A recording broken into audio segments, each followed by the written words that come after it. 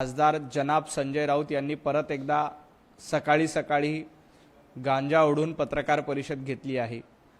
सातत्यानं भारतीय जनता पार्टीबद्दल खोटं बोलणं, भारतीय जनता पार्टीवर खोटे आरोप करणं हा संजय राऊत यांचा धंदा झालाय।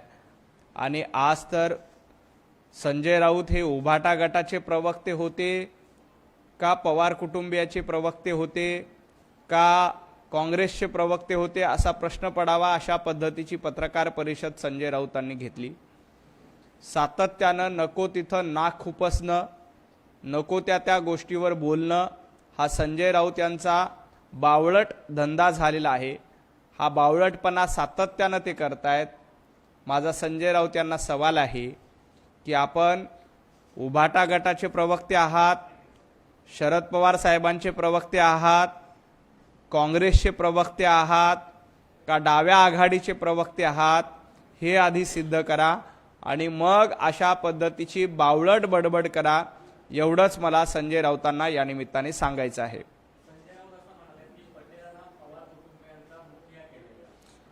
संजय राऊत हे आता पवार कुटुंबियांचे मुखिया झालेत का? संजय राऊत शरद पवार यांचे दलाल झाले आहेत का? हा माझा संजय राऊतांना सवाल आहे। मुळामध्ये प्रफुल्ल पटेल हे राष्ट्रवादी काँग्रेस पक्षाचे नेते आहेत। संजय राऊत तुम्ही राष्ट्रवादी शरदचंद्र पवार गटाचे काहीतरी भाग आहेत का हे आधी महाराष्ट्राला सांगा। तुम्ही राहता उभाटा गटामध्ये, खाता शरद पवार गटाचं काम आणि अशा पद्धतीची तुम्ही प्रफुल्ल पटेल यांच्याबद्दल भूमिका मांडण्याच्या आधी स्वतः शरद पवारांनी स्पष्टपणे सांगितले की अजितदादांचा हा अपघात झाला, तरीही संजय राऊत सातत्यानं शंका उपस्थित करतायत। त्यामुळं संजय राऊत हे नेमकं कुठल्या कुटुंबाचे मुखिया आहेत हे आधी त्यांनी महाराष्ट्राला सांगितलं पाहिजे। संजय राऊत यांना पवार कुटुंबियांचं मुखिया म्हणून किंवा प्रवक्ते म्हणून किंवा दलाल म्हणून नियुक्त केलंय का याचं उत्तर संजय राऊतांनी आधी द्यावं आणि मग संजय राऊतांनी इतरांवर टीका करावी।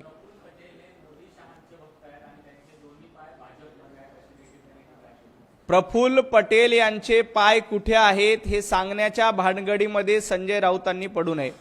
संजय राऊत यांचे दोन पाय राष्ट्रवादीमध्ये आहेत, संजय राऊत यांचे हात काँग्रेसमध्ये आहेत, संजय राऊत यांचं डोकं तरी उभाटा गटामध्ये आहे का हा माझा सवाल आहे।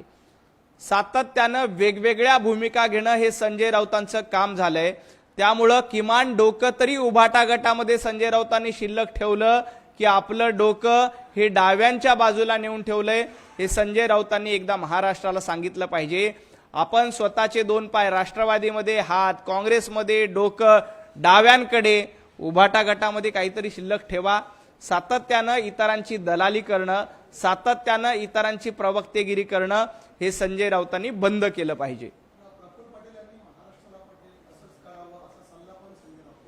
प्रफुल्ल पटेल हे महाराष्ट्राला पटेल अशीच भूमिका घेत आहेत, परंतु जेव्हा शरद पवार साहेबांनी राष्ट्रवादी काँग्रेसची स्थापना केली होती तेव्हा तारिक अनवर कोण होते, PA संगमा कोण होते, अरुण गुजराती राष्ट्रवादी काँग्रेसचे महाराष्ट्रातले प्रदेशाध्यक्ष होते, तेव्हा त्यांनी पटेल अशीच भूमिका घेतली होती का वेगळी भूमिका घेतली होती एकदा संजय राऊतांनी पत्रकार परिषद घेऊन सांगितलं पाहिजे। मुळामध्ये राष्ट्रवादी काँग्रेसची स्थापना कशासाठी झाली होती तर सोनिया गांधींना पंतप्रधान पद नको, विदेशी व्यक्तीला पंतप्रधान पद नको या भूमिकेतनं शरद पवार साहेबांनी राष्ट्रवादी काँग्रेसची स्थापना केली होती।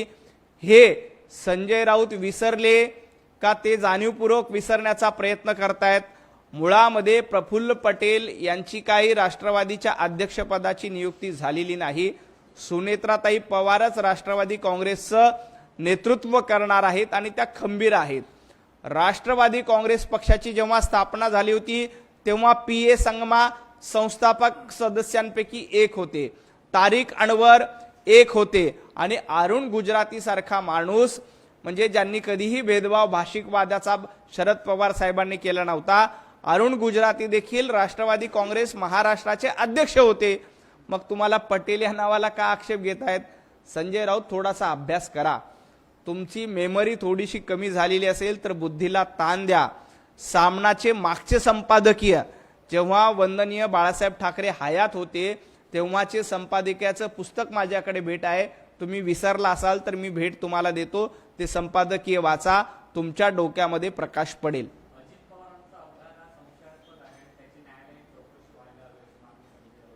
अजितदादांच्या अपघाताची चौकशी करण्याचं काम केंद्र सरकारकडनं केलं जात आहे, राज्य सरकारकडनं केलं जातं, विमानतळ अथॉरिटी देखील चौकशी करते. संजय राऊत यांचा आपल्या न्याय व्यवस्थेवर विश्वास नाहीये, संजय राऊत यांचा इथल्या चौकशी यंत्रणेवर विश्वास नाहीये. त्यामुळे संजय राऊत यांनी, मी काल देखील सांगितलं होतं की पाकिस्तान किंवा बांगलादेशची एक कमिटी निवडावी आणि त्या कमिटीला सांगावं की अजितदादांच्या अपघाताची चौकशी करावी किंवा आंतरराष्ट्रीय न्यायालयामध्ये संजय राऊतांनी याबद्दल धाव घ्यावी. मुळामध्ये शरद पवार साहेबांनी सांगितलंय की अजितदादांचा अपघात हा अपघात आहे, त्याच्यामध्ये राजकारण करण्याचा प्रयत्न करू नये. तरीही संजय राऊत जाणीवपूर्वक राजकारण करण्याचा प्रयत्न करतायत. माझं संजय राऊतांना आपल्या माध्यमातून आव्हान आहे, राऊत साहेब तुमच्याकडे एक जरी पुरावा असेल ना, एक जरी पुरावा असेल तर तुम्ही कोर्टामध्ये धाव घ्या, तुम्ही त्या संदर्भातला पुरावा माध्यमांसमोर दाखवा. विनाकारण डोकं फिरल्यासारखं हवेमध्ये बडबड करू नका. तुमच्याकडे कागद असेल, तुमच्याकडे पुरावा असेल, तर सत्य असेल तर ते जनतेसमोर मांडा. लोकांनी सत्य स्वीकारलेलं आहे. सातत्यानं दिशाभूल करण्याचा कार्यक्रम संजय राऊत यांच्याकडनं केला जातोय. कृपया दिशाभूल करू नका. अपघाताची चौकशी होते, याच्यामध्ये काही काळबेळ असेल तर ते निश्चितपणे समोर येईल, कुणालाही सोडलं जाणार नाही. कारण अजितदादांच्या निधनामुळे महाराष्ट्राचं मोठं नुकसान झालंय. हा जर का घातपात असेल तर याच्यातला दूध का दूध आणि पाणी का पाणी चौकशीमधनं समोर येईल. परंतु मी सातत्यानं भ्रम पसरवण्याचं काम, आपल्याकडे पुरावा काहीच नाही आणि उठसूट बोलायचं, हा धंदा संजय राऊतांनी बंद केला पाहिजे.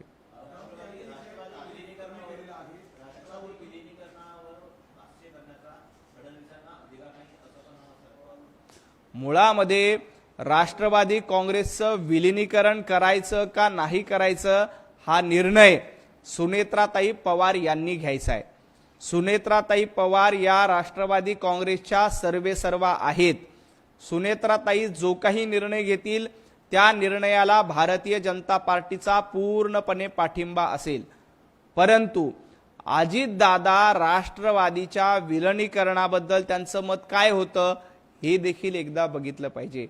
माननीय मुख्यमंत्री देवेंद्रजी फडणवीस यांनी स्पष्टपणे सांगितले की अजितदादांनी राष्ट्रवादीच्या विलिनीकरणाबद्दल चकार शब्दही काढला नव्हता, ते बोललेही नव्हते. मुळामध्ये राष्ट्रवादीचं विलिनीकरण व्हायचं असेल तर ते निवडणुकीपूर्वी झालं असतं. परंतु अजितदादांची देखील विलिनीकरणाबद्दलची इच्छा होती का, हा देखील या निमित्ताने प्रश्न आहे. त्यामुळं विलिनीकरणाच्या चर्चेबद्दल देवेंद्रजींबद्दलही ते बोलले नव्हते किंवा अन्य कुटुंबासोबतही त्यांची चर्चा झाली नव्हती. तरीही दोन्ही राष्ट्रवादी एकत्र येणार असतील, दोन्ही कुटुंब एकत्र येणार असतील तर आमचा त्याला आक्षेप नाही, आमचा त्याला विरोध नाही. सुनेत्राताई पवार या राष्ट्रवादी काँग्रेस पक्षाच्या सर्वेसर्वा आहेत. त्यांनी जो काही निर्णय घ्यायचा तो घ्यावा, त्याला भारतीय जनता पार्टीचं समर्थन आहे.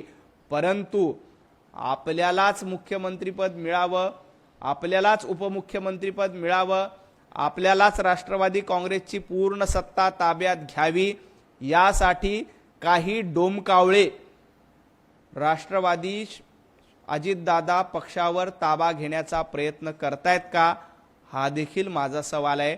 अशा डोमकावळ्यापासून महाराष्ट्राने सावध व्हायला पाहिजे. त्यापैकी एक डोमकावळा कोण असतील तर ते संजय राऊत आहेत.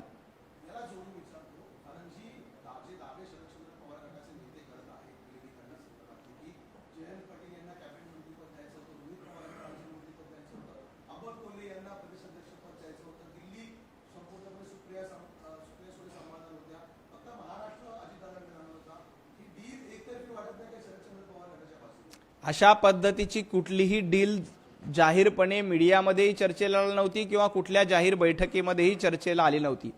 आता संजय राऊत अशा पद्धतीची डील घडवून आणण्याचा प्रयत्न करतायत आणि त्यासाठी त्यांनी अशा लोकांकडनं काही सुपारी घेतली का, हा देखील माझा संशय आहे. संजय राऊतांची खासदारकी संपते, संजय राऊत पुन्हा खासदार होऊ शकत नाही. अशा पद्धतीची एक बनवाबनवी करून, एक डील करून शरदचंद्र पवार गटाकडनं खासदारकीसाठी काही मतं ताब्यात घ्यायचे आणि त्या जोरावर राज्यसभेची खासदारकी मिळवायची, यासाठी संजय राऊत नावाचा डोमकावळा प्रयत्न करतोय का, हा देखील माझा सवाल आहे। अशा पद्धतीचा भ्रम पसरून लोकांमध्ये जाणीवपूर्वक बदनामी करण्याचा प्रयत्न करून आपल्याला खासदारकीचं पद मिळावं, आपल्याला शरदचंद्र पवार साहेबांकडनं एखादं पद पदरात पाडून घेता यावं, यासाठी संजय राऊत नावाचा डोमकावळा आणि त्यांना साथ देणारे काही डोमकावळे प्रयत्न करतायत। पण महाराष्ट्र हा सुनेत्राताई पवार यांच्या पाठीशी खंबीरपणे उभा आहे, अजितदादांच्या पाठीशी खंबीरपणे उभा होता, कारण राष्ट्रवादी शरदचंद्र पवार गटापेक्षा अजितदादांना महत्त्व या महाराष्ट्रानं दिलं होतं। आपण निवडणुकीमध्ये बघितलं की खरा राष्ट्रवादी काँग्रेस पक्ष हा अजितदादांचाच आहे, याच्यावर महाराष्ट्राच्या जनतेनं शिक्कामोर्तब केलं। आता पुढचा निर्णय सुनेत्राताईंना घ्यायचा आहे, सुनेत्राताई याबद्दल जो काही निर्णय घेतील त्यासोबत भारतीय जनता पार्टी उभी राहील।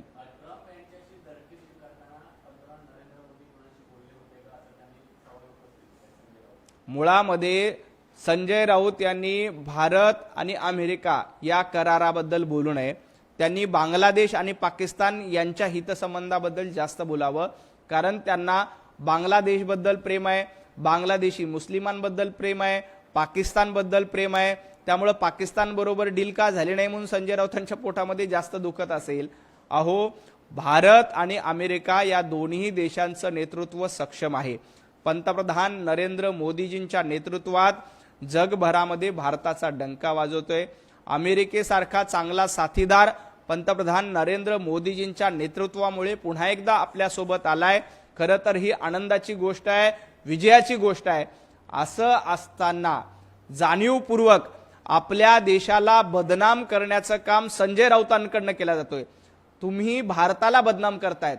संजय राऊत सातत्यानं राहुल गांधींची भाषा बोलतायत।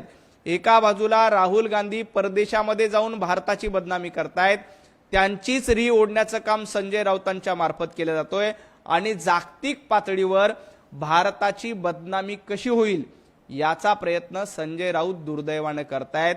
परंतु संजय राऊत लक्षात घ्या, 140 कोटी लोक तुमच्यावर थुंकल्याशिवाय राहणार नाहीत। तुम्ही जर का या देशाची बदनामी करणार असाल, तुम्ही या डीलच्या माध्यमातून पंतप्रधान नरेंद्र मोदीजींची बदनामी करणार असाल, तर महाराष्ट्र विधानसभेच्या निवडणुकीत, पंचायत समितीच्या निवडणुकीत आणि महापालिकेच्या निवडणुकीत तुमच्यावर थुंकलाय, आता देश तुमच्यावर थुंकेल।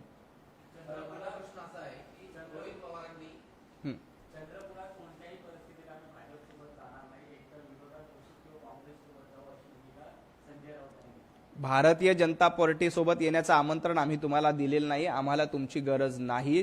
जनतेनं तुम्हाला तुमची जागा दाखवून दिलेली आहे। चंद्रपुरात असो किंवा कुठे असो, उबाटा गटाची महाराष्ट्रात अवस्था काय झाली बघा। जवळपास 25 महापालिकेमध्ये उबाटा गटाला मोठा भोपळा मिळालाय। उबाटा गटाचं संघटन देखील अस्तित्वात राहिलेलं नाही, अशा पद्धतीची अवस्था महाराष्ट्रामध्ये उबाटा गटाची झाली आहे। चंद्रपुरामध्ये काही थोड्याफार जागा आल्यात, तिथेही काँग्रेसचे 4 गट आहेत। उबाटा गटाने आधी आपली महाराष्ट्रातल्या जनतेनं कपडे फाडलेले आहेत, आपल्याला नागडं केलंय, याचं भान संजय राऊतांनी ठेवावं आणि मग इतरांवर टीका करावी।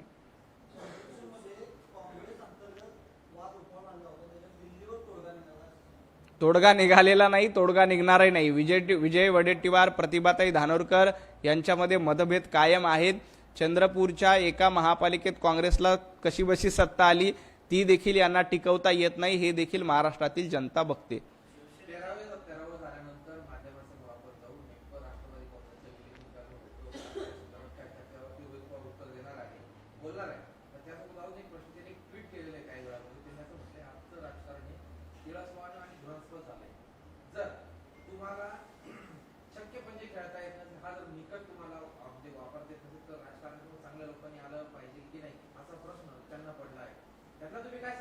नाही, छक्के पंजे खेळूनच रोहित पवार हे कर्जत जामखेडमध्ये निवडून आले। छक्के पंजे खेळले नसते तर रोहित पवारांचा पराभव कर्जत जामखेडमध्येच झाला होता।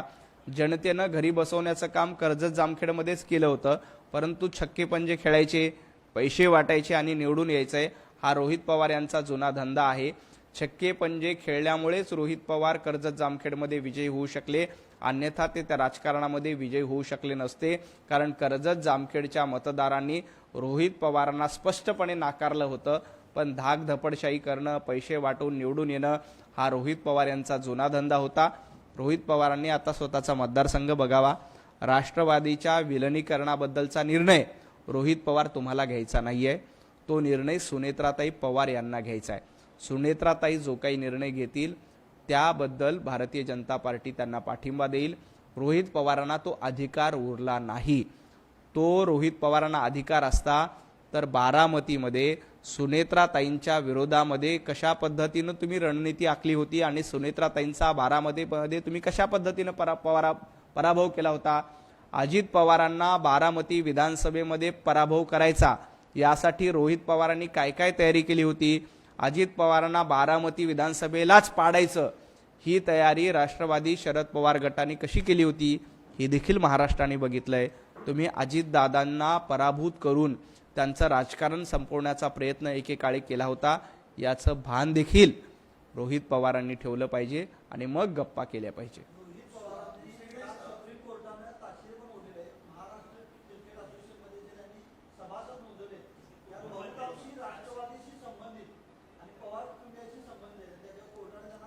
अशा पद्धतीनं रडीचा डाव करून धाक धपडशाही करून पैशाच्या जोरावर काही मेंबर घुसवण्याचा प्रयत्न जर केला असेल तर हे मेंबर टिकणार नाहीत।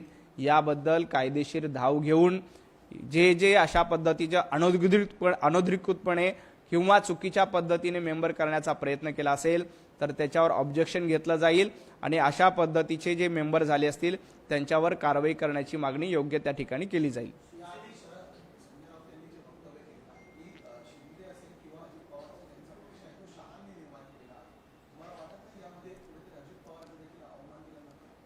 अजितदादांनी स्वतःच्या कर्तृत्वावर महाराष्ट्रामध्ये आपला पक्षच राष्ट्रवादी आहे हे सिद्ध केलं, परंतु अजितदादांच्या कर्तृत्वाचा अपमान करून हा पक्ष अमितभाईंचा आहे, हा पक्ष आणखी कुणाचा तरी आहे असं सांगण्याचं काम संजय राऊत करतात। याचा अर्थ संजय राऊत हे अजितदादांच्या कर्तृत्वावर शंका घेत आहेत। अजितदादांचं कर्तृत्व काय होतं हे महाराष्ट्रानं बघितलंय, त्यामुळं शरद पवार साहेबांपेक्षा जास्त जागा अजितदादांच्या पक्षाला महाराष्ट्रातल्या जनतेनं दिल्या। त्यामुळे संजय राऊतांनी अजितदादांचा अपमान करू नये। पक्ष कोण चालवतं? माझा संजय राऊतांना सवाल आहे, उभाटा गट हा मग सोनिया गांधींचा पक्ष आहे का? उभाटा गट हे राहुल गांधींची चाटुगिरी करून मिळवलेला पक्ष आहे, हा माझा थेट आरोप आहे। ज्या पद्धतीनं काँग्रेसचा अजेंडा पुढे रेटण्याचं काम संजय राऊतांच्या माध्यमातून केलं जातंय, उद्धवजी ठाकरेंच्या माध्यमातून केलं जातंय, आदित्य ठाकरेंच्या माध्यमातून केलं जातंय, याचा अर्थ उभाटा गट हा सोनिया गांधींचा गट आहे आणि राहुल गांधींचा गट आहे।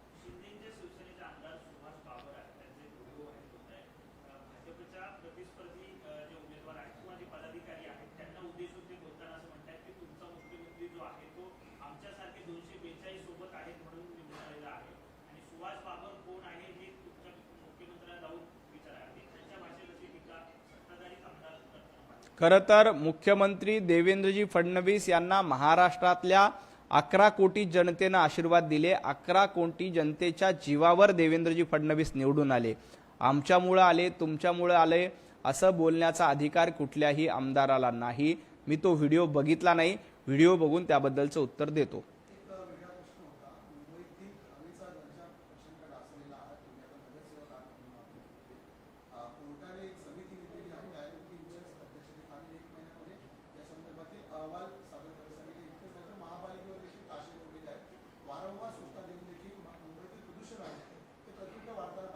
नाही, मुंबईतल्या प्रदूषणाचा प्रश्न अतिशय गंभीर आहे।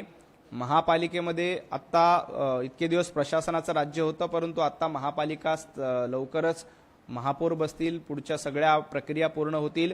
मुंबईच्या प्रदूषणाबद्दल राज्य सरकार देखील गंभीर आहे आणि ज्या पद्धतीनं मुंबईचं पोल्युशन कमी करण्यासाठी डीप क्लिनिंग असेल किंवा पाण्याची फवारणी असेल, असे वेगवेगळे उपाययोजना राज्य सरकारच्या वतीनं केल्या जात आहेत।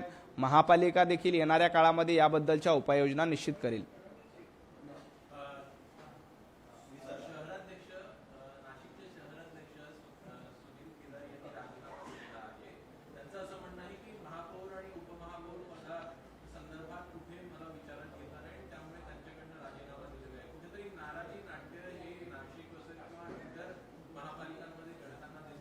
अजिबात नाराजी नाट्य नाही। एखादा कार्यकर्ता एखादा नेता नाराज होतो, तो पक्षाच्या प्लॅटफॉर्मवर येतो, बोलतो, त्यानंतर त्याची नाराजी दूर होते।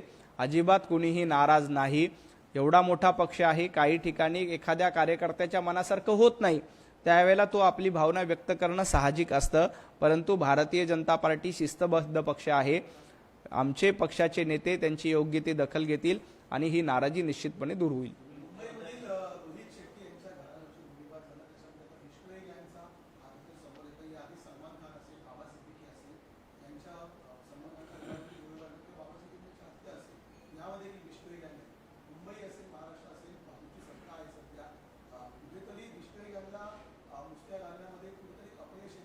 अजिबात नाही।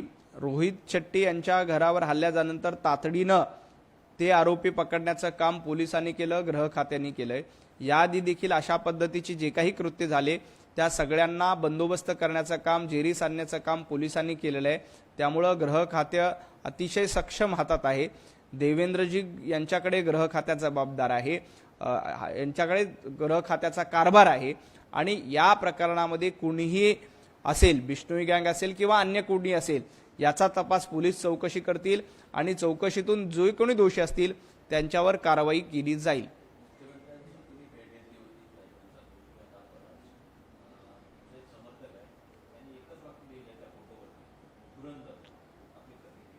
देवेंद्रजी फडणवीस हे महाराष्ट्राचे धुरंधर आहेत आणि उभाटा गटाचे लोक महाराष्ट्राचे दलिंदर आहेत, हे याआधी देखील मी सांगितलेलं आहे।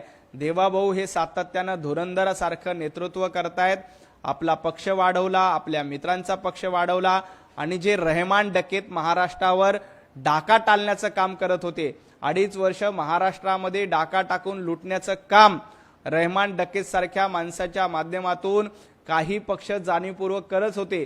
मी त्यांचं नाव घेत नाही, पण 100 कोटी वसुली ही रहमान डकेतच्या कारभारासारखीच होती। ही 100 कोटी वसुली स्थगित करण्याचं काम धुरंधर असलेल्या देवाभाऊंच्या नेतृत्वात झालं। त्यामुळे देवाभाऊ धुरंधर आहेत, तर उभाटा गट हा दलिंदर आहे।